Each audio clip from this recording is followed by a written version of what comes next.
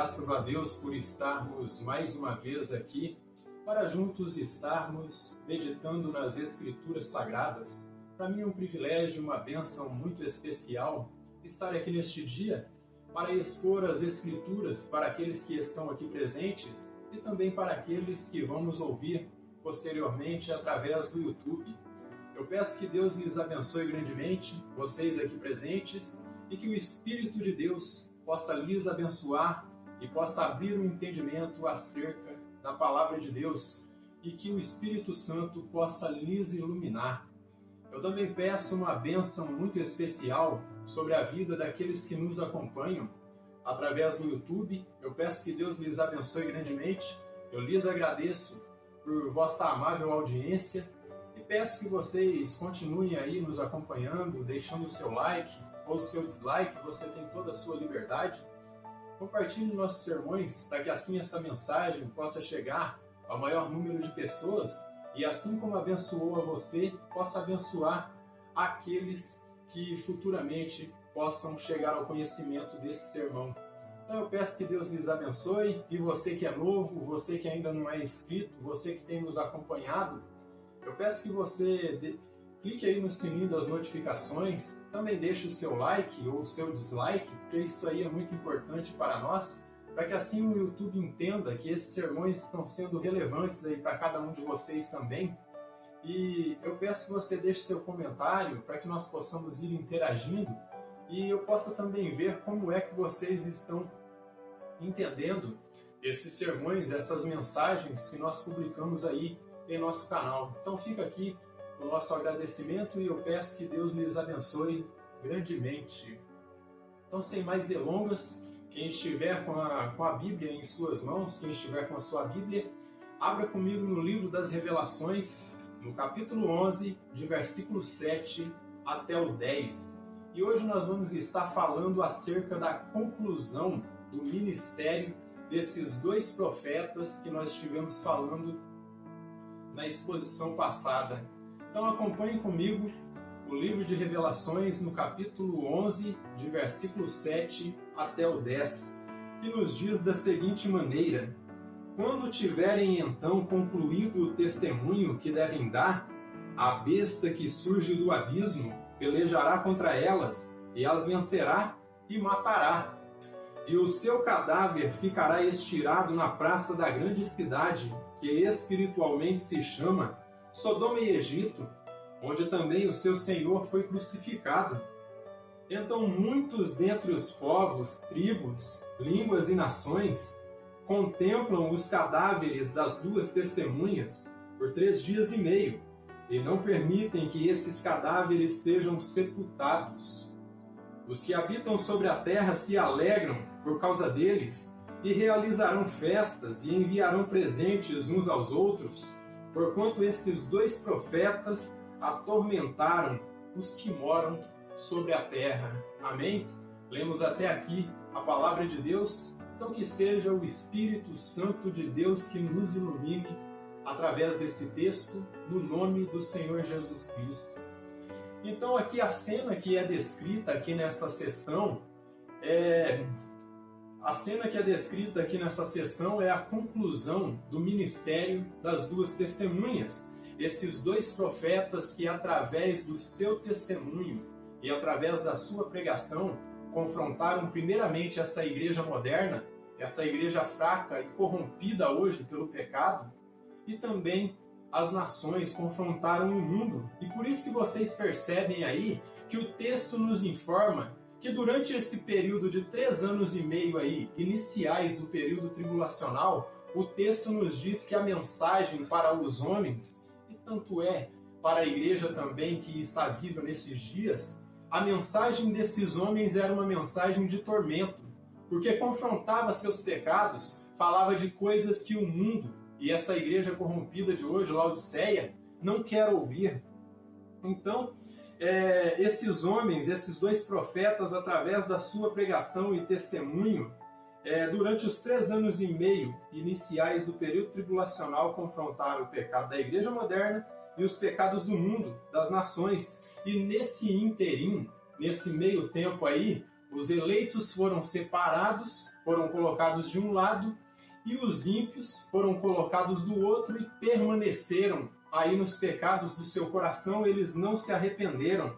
E quando a besta que sobe do abismo aí, que é o anticristo, acaba com a vida dessas duas testemunhas aí, arrebata a vida desses dois profetas, os ímpios, em vez de se entristecerem aí por causa da morte desses dois homens de Deus, que durante esse período inicial aí da grande tribulação, nesses 3 anos e meio, pregaram e confrontaram o pecado, em um ar negativo eles começam aí a se regozijar por causa da morte desses dois homens, e eles se sentem aliviados durante 3 dias e meio, e com um ar de chacota aí, de zombaria em relação à festa judaica do Purim, eles começam a enviar presentes uns aos outros e se alegram por conta da morte desses dois pregadores que Deus havia colocado na terra.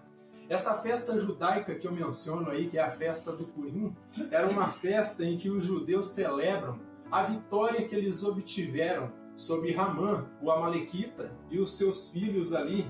Isso está descrito lá em Esther, no capítulo 7, e versículo 22 e ao 26. Então, lá em Esther, no capítulo 9, e versículo 22 até o 26, nós encontramos o relato aí dessa história, em que o povo judeu, eles vencem aí Ramã e os amalequitas, e desta forma eles glorificam o nome do Senhor fazendo essa festa do Purim, aí que foi outorgada e que foi solidificada por meio do testemunho de Mordecai, que era o tio da rainha Esther. E ele diz assim, o livro de Esther, no capítulo 9, versículo 22 ao 26, como os dias em que os judeus tiveram sossego de seus inimigos, e o mês que se lhes mudou de tristeza em alegria, e de luto em dia de festa, para que os fizessem dias de banquetes e de alegria, e de mandarem porções dos banquetes uns aos outros, e dádivas aos pobres, assim os judeus aceitaram como costume o que naquele tempo havia feito pela primeira vez, segundo Mordecai lhes prescrevera, porque Ramã, o filho de Ramedata, o Agadita, o Amalequita, inimigo de todos os judeus, tinha intentado destruir os judeus e tinha lançado isto é, sortes para assolar e destruir. Mas tendo Esther ido perante o rei, ordenou ele por cartas que o seu mau intento, que assentara contra os judeus, recaísse contra a sua própria cabeça, pelo que o enforcaram a ele e os seus filhos. Por isso aqueles dias chamam Purim, do nome Pur, daí por causa de todas as palavras daquela carta, e do que testemunharam, e do que lhes havia sucedido. Então, esses homens ímpios, em um ar de chacota contra essa festa judaica aí do Purim, onde os judeus celebram essa vitória gloriosa que Deus operou através da rainha Esther, ao interceder diante do rei Assuero pelo povo judeu, onde os judeus aí eles trocam presentes também e celebram essa vitória.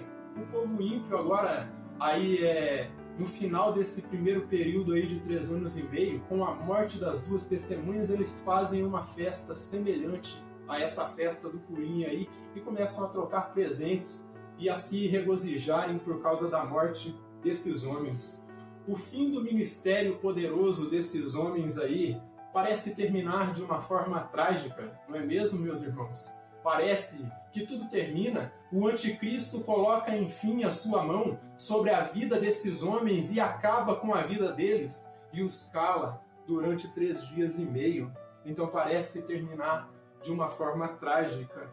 Mas na próxima sessão, meus irmãos, na semana que vem, nós veremos que esses dois profetas, pela mão poderosa de Yahvé dos exércitos, o Senhor os traz de volta à vida e depois de 3 dias e meio os toma para si, demonstrando que quem está no controle de tudo segue sendo o Senhor e Salvador Jesus Cristo. Ele está no controle da situação. O irmão Simon Kistemacher, ao comentar aqui esses versos, essa seção aqui do livro das Revelações que trata aí da conclusão do ministério das duas testemunhas, ele diz o seguinte, ó: o ataque primário da besta é sobre a mensagem e secundariamente sobre os mensageiros, para que a mensagem seja silenciada. Então a ideia, meus irmãos, principal aqui do inimigo de Deus, manifestado no anticristo, tirar a vida desses dois homens aí, vocês devem entender que a ideia principal é silenciar a mensagem, é silenciar o testemunho da igreja, porque esses dois homens aí representam a igreja do Senhor e Salvador Jesus Cristo, e desta forma calar de vez as boas novas do Messias. Mas como nós vimos aí, como eu já citei, que na semana que vem nós vamos ver que esses homens ressuscitam, aí depois de 3 dias e meio, Deus está demonstrando que o inimigo ele não tem poder para calar o testemunho da igreja. Veja os versos 7 e 8 aí do capítulo 11. Ó. Diz assim, ó: quando tiverem então concluído o testemunho que devem dar, a besta que surge do abismo pelejará contra elas, e as vencerá e as matará. Então perceba, meus irmãos, que o inimigo ele só vai conseguir colocar a mão nas duas testemunhas e, por inferência, colocar as mãos aí na igreja do Salvador Jesus Cristo, depois que as testemunhas terminam o seu objetivo, terminam o seu trabalho, a igreja termina de proclamar o Evangelho do Senhor e Salvador Jesus Cristo por toda a terra. Aí depois disso é que vem o fim. Então ele segue aqui, ó. Vejam bem, ó. E o seu cadáver ficará estirado na praça da grande cidade que espiritualmente se chama Sodoma e Egito, onde também o seu Senhor foi crucificado. O símbolo aqui de Sodoma e Egito reflete os poderes malignos que vão estar aí se levantando contra a igreja do Senhor e Salvador Jesus Cristo no período tribulacional e, portanto, contra essas duas testemunhas. Jerusalém ímpia também reflete os poderes iníquos do inimigo contra o povo de Deus. Então esses versos aqui, meus irmãos, sugerem que a igreja sim, ela estará presente no período da grande tribulação. Como dito na exposição passada, as duas testemunhas, elas são de fato dois homens, mas também representam o testemunho da igreja através dos séculos. Testemunho que se conclui, que culmina com a aparição desses dois profetas que vão estar aí pregando o Evangelho do Senhor Jesus Cristo no período tribulacional. Portanto, a ideia natural que emerge desse texto aqui, desses versos, é que a igreja estará presente no período tribulacional e deste modo também sugerem a ideia de um embate e um confronto entre o anticristo e a igreja. Eu gostaria de trazer um texto aqui que comprova essa ideia que emerge desse texto que nós estamos expondo aqui.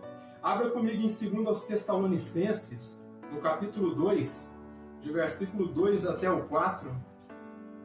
Esse versículo aqui comprova que, de fato, a igreja estará presente no período tribulacional e terá um confronto aí contra o anticristo. Terá um embate aí, uma batalha entre a igreja e o anticristo. Mas percebam o que o apóstolo Paulo ele fala aqui acerca do início da grande tribulação. Ó. Vejam bem o que ele diz aqui. Ó. 2 aos Tessalonicenses 2, de versículo 2 até o 4. Vamos ver aqui a partir do versículo 1 até o 4. Ó. Irmãos, no que diz respeito à vinda do nosso Senhor Jesus Cristo e à nossa reunião com Ele, nós vos exortamos. Então o apóstolo Paulo ele se propõe a falar a respeito da vinda do Senhor, do Salvador Jesus Cristo. Ó. Aqui não vos demovais da vossa mente, com facilidade nem vos perturbeis, quer por espírito, quer por palavra, quer por epístola, como se procedesse de nós, supondo tenha chegado o dia do Senhor.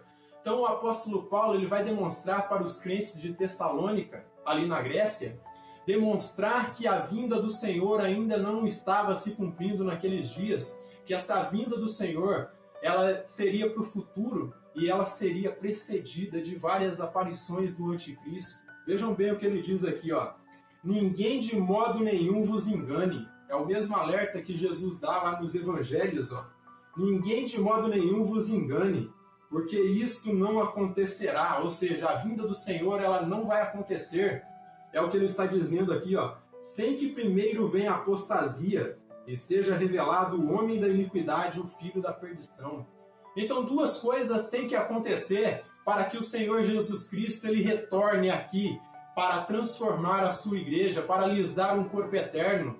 É necessário que ocorra a apostasia, é necessário que a fé se esfrie, é necessário que muitos comecem a negar a veracidade das Escrituras, é necessário que o mundo comece a botar dúvida na palavra de Deus, é necessário que pastores liberais se manifestem e comecem a secularizar tudo, e comecem aí a relativizar a verdade, e comecem a distorcer todo o conteúdo bíblico, e assim comecem a adoecer a igreja, comecem a matar a igreja por dentro, através de pregações equivocadas, pregações que não passam de veneno. Talvez eles podem dizer que é água cristalina, como dizia um companheiro pastor. Eles podem dizer que é água cristalina, só que colocam um pinguinho ali de veneno. E à medida que vai passando o tempo, vai acrescentando mais e mais veneno. E com isso vai matando a igreja. E depois o que acontece? Passa-se certo tempo, a água cristalina que estava aí batizada com veneno, ela é tirada de cena e é colocado para a igreja beber só o veneno. E a igreja começa a beber veneno e não percebe que está bebendo, porque a pregação é tão contraditória, é tão imperfeita em sua exposição, que começa a enganar, se fosse possível, até os eleitos, mas os eleitos não vão ser enganados. Mas perceba que esses homens, eles se infiltram na igreja do Salvador Jesus Cristo de forma sutil e começam a acrescentar um pouquinho aqui, um pouquinho ali, e quando percebem, já não é mais a palavra de Deus, já é uma palestra motivacional, é uma palestra aí de autoajuda, já não é mais a pregação do Evangelho, não é uma pregação que confronta pecados. E com isso a igreja vai adoecendo, a igreja vai inchando, vai ficando cheia de pus, vai ficando toda corrompida e vai morrendo. Essa é a ideia de apostasia, que é um afastamento da fé. Então primeiro tem que vir a apostasia, o negar da fé, o ato do povo começar a se divorciar de Cristo e criar falsos deuses, e começar a criar falsos deuses. E depois, na sequência, depois da apostasia, aí estará preparado o cenário para o anticristo. E nesse meio tempo, a igreja verdadeira continua aqui. E ele diz assim, ó: o qual se opõe e se levanta contra tudo que se chama Deus, ou é objeto de culto, ao ponto de assentar-se no santuário de Deus, ostentando-se como se fosse o próprio Deus. E uma coisa eu quero alertar para vocês aqui: se o texto que o apóstolo Paulo escreveu acerca da vinda do Senhor fala que o anticristo, o homem do pecado, estará assentado no santuário de Deus querendo parecer Deus, isso significa que a igreja está aqui. E isso significa que este homem será aí, em um certo sentido, um líder religioso e um líder político. O líder religioso na pessoa do falso profeta, que é quem vai difundir a mensagem do anticristo. E deste modo o falso profeta, ele vai proclamar essa mensagem apóstata, essa mensagem espúria, e vai aí enganar muitas pessoas. Mas isso tudo aí eu posso dizer que vai surgir no meio do próprio cristianismo. Isso significa que a igreja sim está aqui, porque diz que o anticristo se assenta no santuário de Deus. Talvez a ideia, meus irmãos, da igreja passar pela grande tribulação transmita uma mensagem aí de que a igreja está perdendo a batalha porque o inimigo colocou as mãos sobre ela. Mas na realidade isso é ao contrário, pois os mártires do passado e os mártires do futuro, eles vencem a perseguição, eles vencem a tribulação ao morrerem. Veja o que diz aí Apocalipse 12 e versículo 11. Prestem bem atenção no que diz aqui em Apocalipse 12 e versículo 11. Diz que essas pessoas, os crentes em Cristo, que vão estar aqui na terra, sim, presentes no período tribulacional, eles vão estar dispostos a entregar suas vidas, Eles, pois, venceram por causa do sangue do Cordeiro.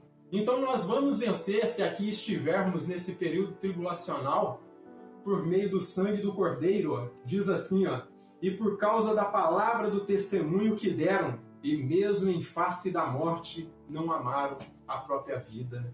E o que quer dizer isso? Quer dizer que mesmo em face da morte, assim como as duas testemunhas aqui do livro do Apocalipse, capítulo 11, estão dispostos a morrer por causa do seu testemunho e jamais negarão o seu Senhor, jamais negarão o Senhor Jesus Cristo.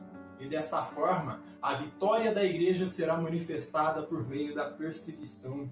Nesse sentido, a morte dessas duas testemunhas representa a vitória da igreja diante aí da afronta do diabo através do anticristo. Tanto vai sair vitoriosa, porque o texto que acabamos de ler aqui aponta que mesmo em face da morte a igreja não nega o seu Senhor e está pronta para morrer por conta do testemunho do Salvador Jesus Cristo. Portanto, a vitória está em perseverar em Cristo Jesus, perseverar na palavra de Deus até o fim. E isso é o que nós vemos aí nas duas testemunhas e também na igreja do Salvador Jesus Cristo. Mateus 24:13 diz, aquele que perseverar até o fim, esse será salvo. Marcos 13:13 diz o mesmo, ou como diz aí o evangelista Lucas, é na vossa perseverança que ganhareis a vossa alma. Então essa perseverança ela vem por meio da unção do Salvador Jesus Cristo. É Jesus quem vai dar condições da igreja suportar toda a perseguição. Quando João menciona aí a palavra cadáver no singular aí, que o cadáver das duas testemunhas fica exposto na praça central de Jerusalém, isso não significa que é um único corpo, mas significa outra coisa. Não significa que é um único corpo, mas reflete a unidade e sintonia das duas testemunhas que esses homens vão ter ao testemunhar o Evangelho. A sintonia e a comunhão vai ser tanta, meus irmãos, que vai parecer que é uma única testemunha, pois a mensagem será primeiramente clara e, em segundo lugar, coesa, sem lugar para distorções. Deste modo, são dois homens, mas uma única mensagem. Os dois se complementam aí ao transmitir o Evangelho do Salvador Jesus Cristo. Versos 9 e 10. Então muitos dentre os povos, tribos, línguas e nações contemplam os cadáveres das duas testemunhas por 3 dias e meio, e não permite que esses cadáveres sejam sepultados.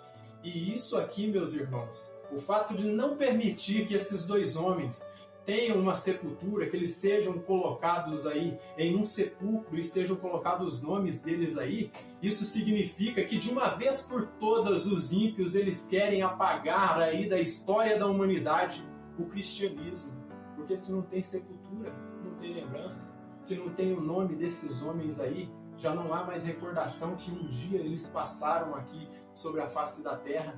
E isso quer dizer que é uma afronta enorme contra o próprio Deus que manifestou o seu poder através desses homens. Eles querem humilhar os dois profetas, eles querem colocá-los aí no exato esquecimento. E os que habitam sobre a terra se alegram por causa deles, e realizarão festas e enviarão presentes uns aos outros, porquanto esses dois profetas atormentaram os que moram sobre a terra.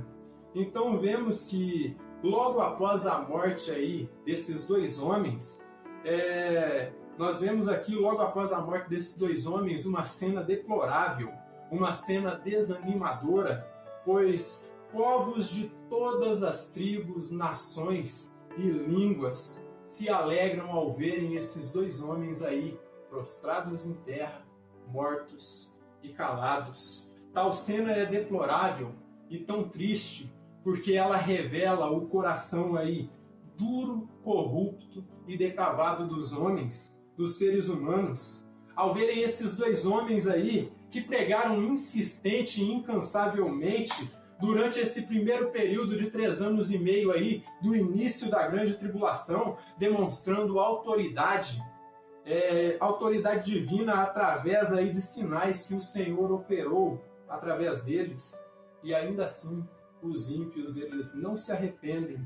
E isso nos mostra, queridos amigos, queridos irmãos, que se o Senhor Deus ele não operar em nós através de sua graça, nós sempre vamos escolher o lado oposto, sempre vamos escolher o lado errado, sempre vamos escolher o lado equivocado.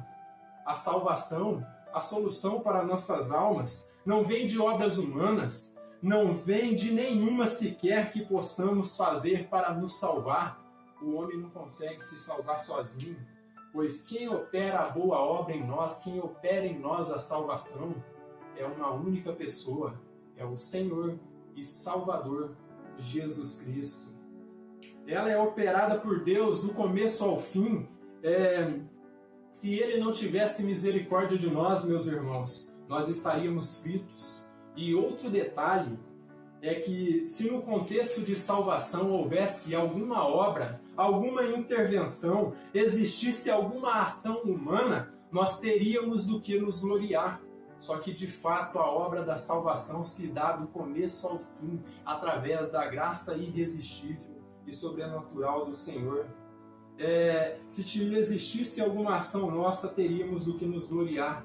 Mas a realidade é que nós fazemos parte aí, primeiramente, de uma raça aí caída, perdida e contaminada. Que se o bom pastor ele não descesse aqui esta terra e se manifestasse como homem e viesse nos buscar e nos chamar através da pregação da sua palavra, nós continuaríamos aí no lamaçal do pecado, atolados, porque quem tirou os nossos pés do lamaçal e firmou os nossos pés sobre uma rocha, a rocha que é Cristo, foi o próprio Cristo. Então, nós estaríamos atolados no lamaçal do pecado, pois em verdade o homem em sua condição caída, ele se deleita no pecado, ele adora estar pecando, ele adora estar se contaminando, como um porco selvagem aí rolando na lama. É desta forma que age o ser humano sem Deus. Mas se de fato nós lavamos nossas vestes no sangue do Cordeiro, devemos romper e repudiar o mundo, devemos romper com o mundo e repudiar o mundo a cada dia. Veja aí o que diz Efésios no capítulo 2, de versículo 1 ao 3. O apóstolo Paulo ele sugere isto bem claro, que o ser humano ele não tem condições de se salvar sozinho, não tem condições de se levantar, porque um morto ele só pode se levantar se ele ressuscitar. Foi o caso que nós vimos aí. As duas testemunhas estavam mortas, elas só se levantaram porque o Espírito de vida vindo de Deus os levantou. Se o Espírito de vida não tivesse vindo sobre eles, eles continuariam mortos. Se o Espírito vindo de Deus não os ressuscitasse. E veja o que o apóstolo Paulo nos diz aqui, Efésios 2, de 1 a 3. Ele vos deu vida, estando vós mortos nos vossos delitos e pecados. Morto não consegue responder sozinho. Morto não responde nada, se Cristo não o ressuscitar. E nos quais andaste outrora segundo o curso deste mundo, segundo o príncipe da potestade do ar, o Espírito que agora atua nos filhos da desobediência, entre os quais também todos nós andávamos outrora, segundo as inclinações da nossa carne, fazendo a vontade da carne e dos pensamentos, e éramos por natureza filhos da ira, como também os demais. Então Paulo ele está dizendo claramente e categoricamente aqui, que até mesmo nós que conhecemos a palavra de Deus, que hoje damos testemunho de conversão, que demonstramos que cremos em Cristo, anteriormente nós éramos considerados como filhos da ira. Se Cristo não nos buscasse, se Cristo não nos trouxesse de volta à sua presença e nos ressuscitasse, continuaríamos nas inclinações da nossa carne. E no versículo 8 aqui de Efésios 2 até o 10 diz assim, porque pela graça sois salvos, mediante a fé, e isto não vem de vós, é dom de Deus, é algo que foi dado por Deus. A salvação não vem por méritos humanos, é pela graça, por meio da fé, não de obras para que ninguém se glorie, pois somos feitura dele, criados em Cristo Jesus para as boas obras, as quais Deus de antemão preparou para que andássemos nelas. E nesse sentido, meus irmãos, as boas obras não são elas que nos salvam. O fato de nós praticarmos boas obras, andarmos em boas obras aqui nesta terra, significa que nós já somos salvos. E por isso que nós andamos de acordo com a palavra de Deus, praticamos o amor a Deus, o amor pelo próximo, porque nós já somos salvos. As obras são evidência de que nós já fomos salvos, não que nós ainda vamos ser salvos. É uma obra que foi feita por Deus do começo ao fim.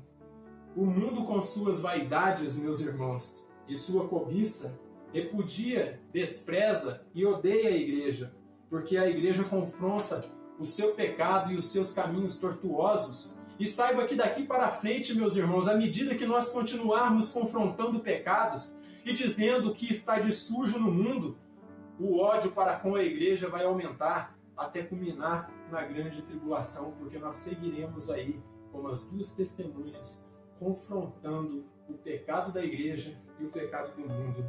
E com isso já posso concluir com algumas lições aqui que eu posso trazer aqui, além dessas que já trouxe com relação a esse texto. A unidade, meus irmãos, e a comunhão das duas testemunhas, ao pregar o evangelho no período tribulacional, define o que é que Cristo deseja a respeito da igreja.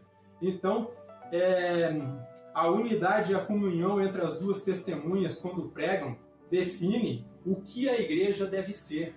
E, deste modo, o que deve ser quando pregar. Sua pregação deve conter uma mensagem aí profunda, clara e coesa, sem espaço para distorções. E por isso que eu venho falando sempre que os pastores, os pregadores, quando forem preparar suas mensagens, devem se preparar, devem estudar o texto, entender o texto, para que a sua mensagem, as suas aplicações sejam transmitidas de forma clara, para que não haja espaço para distorções, para que o membro mais simples de sua congregação possa compreender o que está sendo dito. Então, o desejo de Cristo é que a igreja haja em unidade, em comunhão, do mesmo modo que Ele e o Pai são um. Então, nesse sentido, essa unidade aí das duas testemunhas, essa comunhão entre esses dois profetas aí define o que Cristo espera da igreja, do corpo de Cristo, que hoje está manifestada em vários nomes aí, em várias placas de igreja. Todas as igrejas devem agir como um único corpo, como um único organismo e pregar o mesmo testemunho, pregar a mesma mensagem das boas novas do Criador. Segunda lição que eu quero trazer para vocês aqui também, nós vemos nesse texto aí um contraste entre a alegria dos salvos e a alegria dos não salvos. Os não salvos, meus irmãos, eles se alegram aí em vitórias passageiras, vitórias efêmeras, de curta duração. Por outro lado, o texto bíblico expressa para nós que nós, os eleitos de Deus, nós vamos ter a oportunidade de experimentarmos uma alegria plena, uma alegria eterna ao lado do Salvador Jesus Cristo. As provas, as tentações, elas são passageiras, ainda que elas são dolorosas, ainda que elas são doloridas. O texto bíblico nos diz que chegará um momento que toda a dor ela vai cessar e que todo o choro, toda lágrima se secará, todo o choro será enxugado para sempre ao lado do Eterno, ao lado do Salvador Jesus Cristo. Experimentaremos uma alegria sem par, uma alegria indizível, uma alegria sem fim, uma alegria completa, uma alegria duradoura que durará por toda a eternidade diante da glória excelsa do Criador. Então é tempo de nós glorificarmos o nome do Senhor, sabendo que em breve nós vamos experimentar completa alegria em novos céus e nova terra. É necessário nos confrontarmos com a palavra de Deus e nos enquadrarmos a palavra de Deus para que possamos chegar lá, para que nós possamos caminhar aqui nesta terra com Cristo como se Ele fosse o nosso melhor amigo. Porque quando chegar aquele dia, se nós não estivermos assim, nós vamos olhar para Ele como um completo estranho.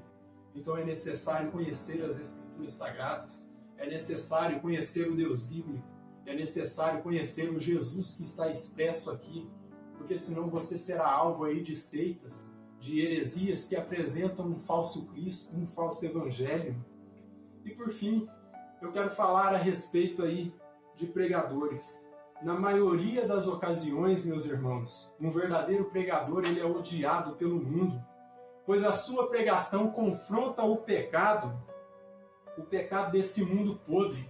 Esse mundo está tão podre, meus irmãos, que é possível nós sentirmos aí o mau cheiro deste mundo, que está a cada dia apodrecendo por meio do pecado, a cada dia vem se afundando. Então, bons pregadores bíblicos, eles são odiados aí pelo mundo, porque a sua pregação confronta o pecado desse mundo podre. Tão podre que é possível sentirmos o seu mau cheiro. E desta forma, pregadores que confrontam o pecado são mal vistos pelo mundo, porque eles pregam coisas que os ímpios não desejam ouvir. Os ímpios não querem ouvir. O mundo merece aí os seus pregadores coachings, os seus pregadores aí do amor, pregadores aí liberais, pois eles trazem mensagens que exaltam o homem e afagam aí o ego, afagam o ego dos homens. Eles pregam mensagens macias que não passam de sermões de maricas, de pregadores aí covardes, com sermões que adulam o pecado e tratam todos os pregadores como coitadinhos. E eu digo para vocês pecadores e eu como pecador, eu não sou um coitadinho. Eu sou alguém que foi corrompido pelo pecado, alguém que caiu da graça de Deus lá no princípio através do nosso primeiro pai Adão. E por isso foi necessário Deus enviar o seu Filho para morrer por nós na cruz do Calvário. Então todos pecaram, todos carecem da glória de Deus, todos são aí criminosos diante de Deus e necessitam de perdão de pecados, então não tem coitadinhos. Então eu digo que esses pregadores coachings, esses pregadores liberais, não passam de pregadores covardes que pregam sermões de maricas, sermões que expressam o medo que eles têm de confrontar o pecado. Mas eu não tenho medo, eu estou aqui para dizer que eu sou um pecador, que quem me ouve são pecadores e necessitam de arrependimento. Eles pregam mensagens macias, que não passam de sermões de maricas, pregadores covardes, com sermões que adulam o pecado. Isso não é evangelho, meus irmãos. O evangelho do verdadeiro Salvador Jesus Cristo, ele vai confrontar o seu pecado, porque a palavra de Deus ela é viva e eficaz como uma espada de dois gumes, que penetra até as profundezas da alma e vai te confrontar e vai dizer o quão depravado você é e o quão carecido de Cristo você é. Então, os sermões deles aí são doces aqui nessa terra. Os sermões aí dos pregadores coachings, esses pregadores que só falam de amor e nada de arrependimento, os malditos liberais que pegam e contradizem tudo que está escrito. Os sermões deles hoje podem ser doces, mas saibam que por toda a eternidade eles vão se tornar amargos. A cada dia, esses sermões desses falsos pregadores estão levando mais pessoas para o inferno, porque não confrontam pecados, não falam da ira divina, não falam da cruz de Cristo. É tempo aí da igreja acordar e parar de dar atenção para esses homens, para esses lobos que só falam de amor e não falam nada de pecado e de condenação eterna. Esses homens estão adoecendo a igreja, matando ela aos poucos. Eles não falam de Cristo, não falam da sua cruz. E, portanto, eu digo a vocês, se desviem de falsos pregadores, se desviem de homens que sobem ao púlpito e não leem nada das Escrituras e não expõem nada das Escrituras. Se desvie de falsos pregadores com suas falsas pregações e procure pregadores que sejam bíblicos, confrontem o seu pecado e que te encaminhem para Cristo. Pregação não é para te exaltar, pregação não é para te fazer sentir bem, pregação é para te conscientizar e fazer você cair na real e entender o quão pecador você é e o quanto você necessita de arrependimento. Isso aí é para você cair na real e ter consciência dos seus erros e se converter. Como eu dizia em uma outra exposição, o dia do culto não é um dia de festa, é um dia em que você se quebranta aos pés do Criador. O dia do culto é um dia em que você se derrama diante de Deus pedindo perdão por seus pecados e entendendo que você está na casa do oleiro e que você necessita ser quebrado e se converter e se voltar à palavra. A cada dia nós temos que nos voltar para a palavra, porque de fato todos pecaram e carecem da glória de Deus. Que o Eterno nos abençoe grandemente.